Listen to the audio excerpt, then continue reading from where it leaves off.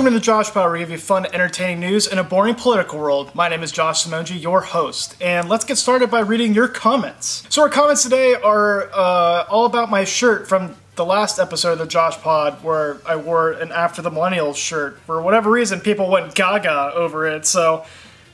Okay, the first comment is actually from the hit band from Southern California, After the Millennials, and they say, wow, what a cool shirt. Looks so comfortable, trendy, and amazing. I mean, it was comfortable and trendy, and yeah, it was amazing, I guess. Yeah, you know, Lillian was so mesmerized by my shirt that she paid no attention to anything I said in the JoshPod episode. She comments, "How do I get one of those t-shirts?" Well, Lillian, I could tell you, but Simonji Productions unfortunately does not get paid by After the Millennials, the hit band coming from Southern California. We don't get paid to advertise their shirts, unfortunately, so I'm sorry, but I can't help you. But I would assume you could find their t-shirts at any merch, including upcoming concerts, from their website. I'm assuming their website's probably called www.afterthemillennialsband.com. I'll be expecting my check, Naomi. If you want to pay me for a shout-out or have any other thoughts on comments or just whatever, you want, comment down below if you're on YouTube. If you're an audio listener, please email me at simonjiproductions@gmail.com. All right, so let's get started today by talking about movie news. Well, this is kind of TV show news, more specifically streaming service news. But anyway, we're not going to get bogged down on that. We do have some bad news for you Office fans out there. The beloved TV show, now turned into a Netflix binger, has been announced that it will be removed from Netflix in January 2021. No! I know, you guys are all devastated, but the question is why? Why is Netflix kicking The Office off of Netflix? Right? I mean, it would make sense because the top 3 shows that people watch would be The Office, Friends, and Stranger Things, and everything else on Netflix is just straight garbage. So why is Netflix getting rid of The Office? Well, technically, it's not Netflix that's getting rid of The Office, it's NBC Universal, the guys who technically own The Office. They're not renewing the contract with Netflix to put The Office back onto Netflix. I think that made sense. So the question is why? Why is NBC Universal not putting The Office back on Netflix? The answer, like everything, is money. On June 25th, 2019, NBC Universal stated that starting in 2021, they will have their own streaming service, which will feature the hit show The Office. And it looks like they're doing just that. The battle of the streaming services continues as we have NBC Universal make their own streaming service, which I'm assuming they're going to call it something regarding Jurassic Planet, or maybe Steven Spielberg, I don't know, something like that. Oh, Spielberg streaming service.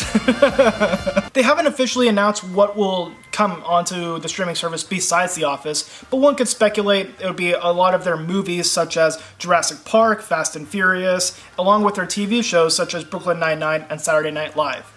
Allegedly. We don't know for sure, this is all speculation at this point. Another hypothesis I have, or another theory I have, is that Netflix is probably going to be around for another few years, and that's going to kick the bucket, and we'll never see Netflix again. And the reason why is there's a lot of their, famous shows that are leaving. So for example, at the beginning of this episode, I mentioned that there's 3 shows that people watch. There's The Office, there's Friends, and Stranger Things. Stranger Things is not really the best.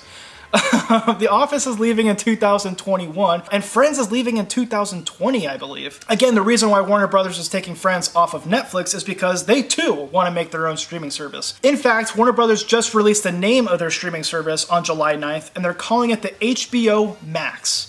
Okay, so this will have everything that you want from Warner Brothers, such as the DC superhero movie franchise, as well as Game of Thrones, and even the internet sensation Rooster Teeth, which is kind of cool. Both Warner Brothers and NBC Universal see that their shows make a killing on Netflix. People sign up for Netflix to watch their shows and properties, and they're getting paid by Netflix to keep their shows on their service. But they could be making a lot more money by having their own streaming services. How much more money? Let me show you. So back in 2018, Netflix paid Warner Brothers $100 million to keep Friends on Netflix for a year. $100 million for 1 year, okay? That's pretty crazy. But Netflix charges their customers $11 a month, and recently announced that they have 155 million subscribers around the world.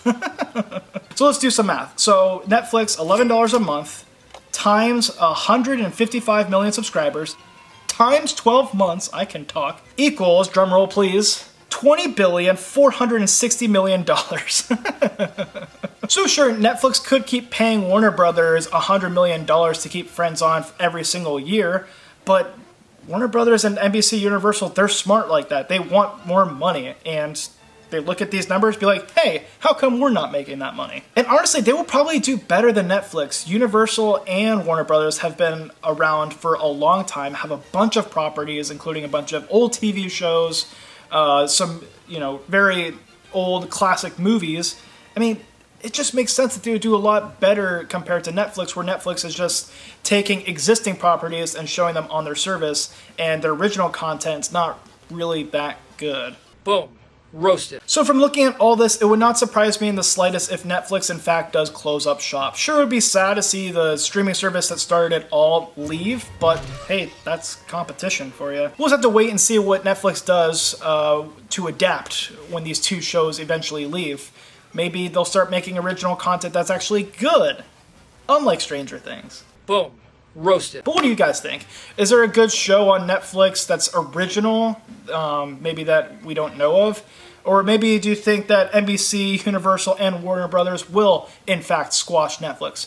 Comment down below right now. And speaking of bad shows, the JoshPod. Thanks for watching the JoshPod. If you like this episode, be sure to share it with a friend, leave us a little like, and also comment down below if you have not already. If you're an audio listener, please send us a comment. You could send a comment to simonchiproductions@gmail.com. And also give us a rate on either iTunes or SoundCloud. And tell your friends about us as well. Anyway, thanks for watching the JoshPod, and we'll see you guys next time.